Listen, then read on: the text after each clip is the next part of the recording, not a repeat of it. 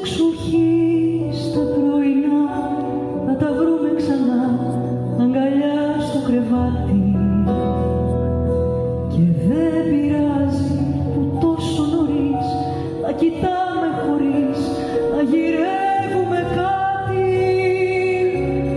Τη σιγουριά στα υλικά είναι λόγια γλυκά σε κασέτες γραμμένα. Για αυτά που ήρθανε τόσο αργά μα τα πήρε η καρδιά με τα χέρια ανοιγμένα. Η σωτηρία της ψυχής είναι πολύ μεγάλο πράγμα.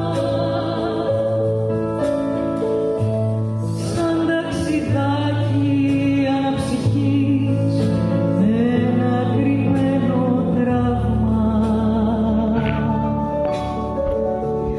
Η σωτηρία της ψυχής είναι πολύ μεγάλο πράγμα. Σαν ταξιδάκι αναψυχής με ένα κρυμμένο.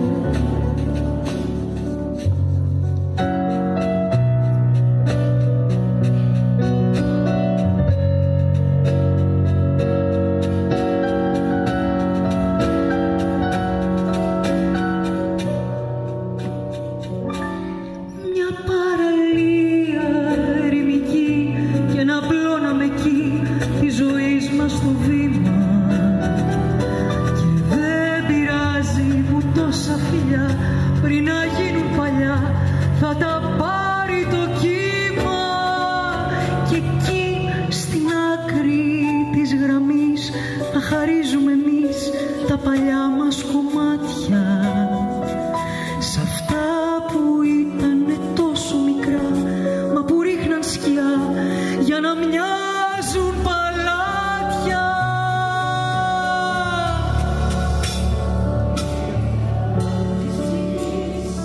Είναι πολύ μεγάλο πράγμα.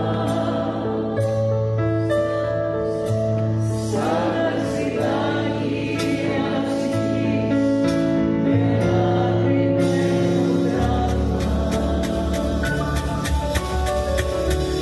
Η σωτηρία της ψυχής είναι πολύ μεγάλο πράγμα.